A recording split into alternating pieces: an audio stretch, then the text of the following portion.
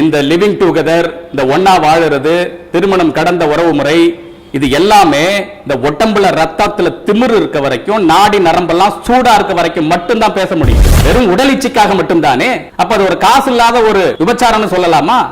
எப்போதெல்லாம் லிவிங் டுகெதரை குறிப்பிடும் போதெல்லாம் சங்க காலத்தை நீங்க குறிப்பிடுறீங்க. சங்க காலத்துல உங்களை விட்டுட்டு ஓடிட்டு இருந்தானா? புரட்சி செய்கின்றோம், புடலங்கா செய்கின்றோம் என்று சீரழித்துக் கொண்டிருக்கின்றார்கள்.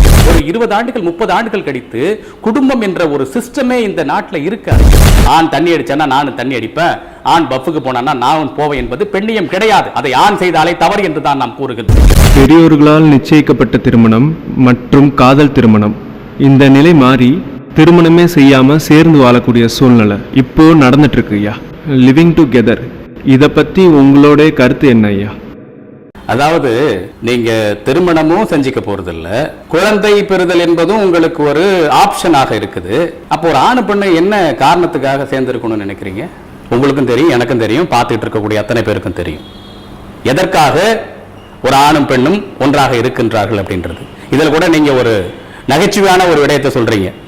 என்ன அப்படின்னா, லிவிங் டுகெதர்ல இருக்கக்கூடிய காதல் அப்படின்னு சொல்றீங்க. லிவிங் டுகெதர்ல இருக்கிறது காதல் கிடையாது. காதல்னா என்ன தெரியுமா? என் வாழ்நாள் வரைக்கும் உன்னை விட்டு போக மாட்டேன் அப்படின்ற உத்தரவாதத்தோட ஒரு பெண்ணினுடைய கரம் பிடிப்பதோ அல்லது ஒரு ஆணினுடைய கரத்தை பிடிப்பதற்கு பெயர் தான் காதல். நீங்க எப்பொழுதெல்லாம் லிவிங் டுகெதரை குறிப்பிடும் போதெல்லாம் சங்க காலத்தை நீங்க குறிப்பிடுறீங்க. சங்க காலத்துல உங்களை விட்டுட்டு ஓடிட்டு இருந்தானா? எப்ப வேண்டுமானாலும் இவனை விட்டு பிரிந்து விடலாம், எப்போது வேண்டுமானாலும் இவனை விட்டு பிரிந்து விடலாம். அப்ப நீங்க எதற்காக ஒன்றிணைந்து இருக்கின்றீர்கள்? உங்களுடைய உடல் தேவைக்காக தானே. உங்கள் உடல் தேவைக்காக நீங்கள் ஒரு தற்காலிக ஒரு ஏற்பாடை, ஒரு டெம்பரரி அரேஞ்ச்மெண்டை செய்துவிட்டு அதற்கு பெயர் என்ன காதல் என்று பெயர் வைக்கின்றீர்கள். திருமணமும் செய்து கொள்ள மாட்டீர்கள், குழந்தை பெறுவதும் உங்களுக்கு ஒரு ஆப்ஷன் என்று இருக்கும் பொழுது நீங்கள் எதற்காக ஒன்றிணைகின்றீர்கள்? வெறும் உடல் இச்சைக்காக மட்டும்தானே. அப்ப அது ஒரு காசு இல்லாத ஒரு விபச்சாரம்னு சொல்லலாமா?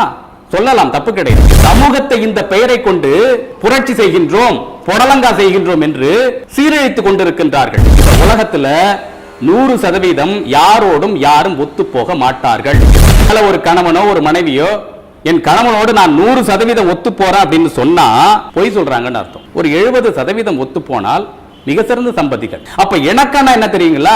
இந்த 30% உங்களுக்காக நானும் எனக்காக நீங்களும் அப்பப்ப விட்டு கொடுப்போம். அப்படி விட்டு கொடுத்து வாழ்வதற்கு பெயர் தான் வாழ்க்கை. என்னுடைய இஷ்டப்படியெல்லாம் நாம் இருந்து கொள்ளுவேன், நீ என்னை கேள்வி கேட்க கூடாது என்பதற்கு பெயர் என்ன? அது உங்களுக்கு பெயர் சுதந்திரமா?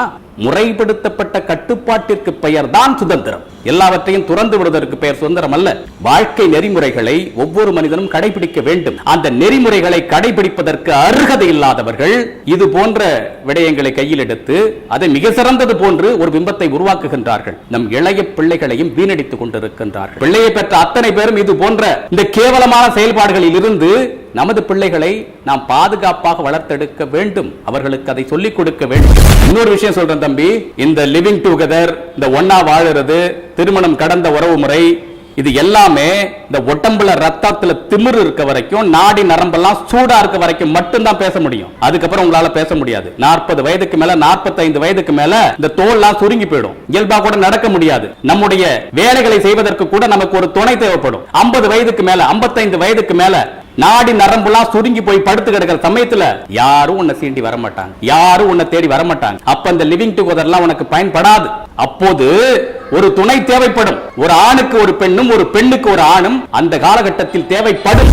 இன்னும் சொல்ல போனா, நீங்க உடல்நிலை சரியாமல் ஒரு காலத்தில் படுத்து கிடக்கும் பொழுது உங்கள் உறவுகள் கூட வந்து நிற்பது போன்ற ஒரு மருந்து, உறவுகள் கொடுக்கக்கூடிய அந்த உடல் ஆரோக்கியத்தை எந்த மருத்துவராலையும் கொடுக்க முடியாது. அது இப்ப தெரியாது, அந்த வயது வரும்பொழுதுதான் தெரியும். அதனால அந்த இளம் வயதில் ஆடக்கூடிய ஆட்டத்தை எல்லாம் முதுமை நினைத்து முறைப்படுத்திக்க வேண்டும் இந்த சமூகம். எத்தனையோ பேரு இந்த மாதிரி இளம் வயதுல ஆட்டம் போட்டுட்டு ஒரு முதுமையான காலம் வரும்பொழுது 50 வயதுக்கு மேல, 55 வயதுக்கு மேலலாம், ஐயோ நான் தப்பு பண்ணிட்டேன், நான் தெரியாம பண்ணிட்டேன், என் வாழ்க்கையை தொலைச்சிட்டேன், இப்ப என்ன பண்றதுன்னு தெரியல, என் கூட யாருமே இல்லைன்னு புலம்பும் பொழுதெல்லாம் யாரும் கூட வர போறது கிடையாது. வாழ்க்கை என்பது வெறும் இச்சையை தீர்த்துக்கிறதுக்கான ஒரு விஷயம் கிடையாது தம்பி. வாழ்க்கை உணர்வுகளையும் உணர்ச்சிகளையும் அன்பையும் காதலையும் உள்ளடக்கியது. அதை ஒரு மனிதன் உணர வேண்டும். வெறும் உடல் இச்சை மட்டுமே வாழ்க்கை கிடையாது. தம் தேவைகளை மட்டும் பூர்த்தி செய்வது மட்டுமே வாழ்க்கை கிடையாது. மனிதன் மிருகத்தோடு தன்னை கம்பேர் பண்ண கூடாது. என்ன சொன்னா, 5000 ஆண்டுகளுக்கு முன்பு குதிரை எப்படி இருந்ததோ அப்படிதான் இன்றும் இருக்கின்றது. 3000 ஆண்டுகளுக்கு முன்பு யானை எப்படி இருந்ததோ அப்படிதான் இன்றும் இருக்கின்றது. அதன் வாழ்வியலில் பெரிய மாற்றம் கிடையாது. இன்னும் சொல்ல போனால் அதில் வாழ்வியலில் ஏற்பட்ட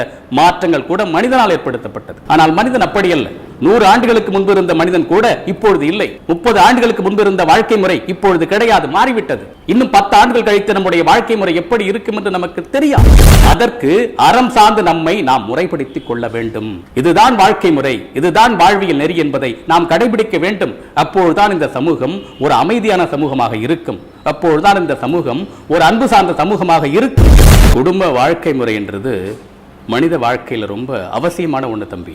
உறவுகளோட மகத்துவம் புரியாம இந்த சமூகம் இன்னைக்கு வழி மாறி போயிட்டு இருக்கிறாங்க. குடும்ப உறவுகள் மட்டும்தான், பந்த பாசங்கள் மட்டும்தான் இந்த சமூகத்தை தாங்கி பிடிச்சிட்டு இருக்கக்கூடிய மிகப்பெரிய ஒரு ஆணிவேர். அந்த ஆணிவேரை நீங்க பிடுங்கிட்டீங்கன்னா இங்க எதுவுமே நிலைச்சிருக்காது. இது போன்ற ஒரு வாழ்க்கை முறையை நீங்க உங்க குழந்தைகளுக்கு சொல்லிக் கொடுக்க தொடங்கிட்டீங்க அப்படின்னு சொன்னா ஒரு 20 ஆண்டுகள் 30 ஆண்டுகள் கழித்து குடும்பம் என்ற ஒரு சிஸ்டமே இந்த நாட்டில் இருக்காது, சமூகத்தில் இருக்காது. குடும்பம் என்ற ஒரு நிலை இல்லாமல் போயிடுச்சு அப்படின்னு சொன்னா மனிதனுடைய அறம் சார்ந்த வாழ்க்கை என்பது அழிக்கப்பட்டு விடும். ஏன்னா குடும்பத்தின் மூலமாக தான் தந்தைக்கு என்ன மரியாதை கொடுக்க வேண்டும், சமூகத்திற்கு என்ன மரியாதை கொடுக்க வேண்டும், உறவுகளுக்கு என்ன மரியாதை கொடுக்க வேண்டும், அன்பு செலுத்துவதுனா என்ன, அடுத்தவர்களுக்கு உதவுவதுனா என்ன, மற்றவர்களுக்கு கொடுப்பதுனா என்ன, எதையெல்லாம் எப்படி அனுசரித்து செல்ல வேண்டும், வாழ்க்கையில் எப்படி விட்டு கொடுத்து போக வேண்டும், இது எல்லாம் ஒரு குடும்பத்தில் இருந்து தான் தொடங்கும். எந்த ஆசிரியராலும் கற்பிக்க முடியாத ஒரு பாடம் இது எல்லாம் இந்த சமூகத்திற்கு. ஆனா அந்த குடும்ப உறவையே இன்னைக்கு சிதைக்கி பார்த்துக்கிட்டு இருக்கிறீங்க. குடும்பமே தேவையில்லை என்ற நிலையை நோக்கி இந்த சமூகம் போயிட்டு இருக்குது. இது யாருடைய அஜெண்டான்னு உங்களுக்கு எல்லாம் தெரியல.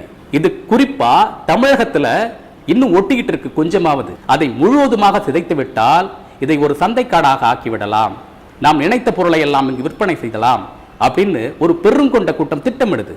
அந்த திட்டத்திற்கு நாம் எல்லாம் பலிகட ஆயிட்டு.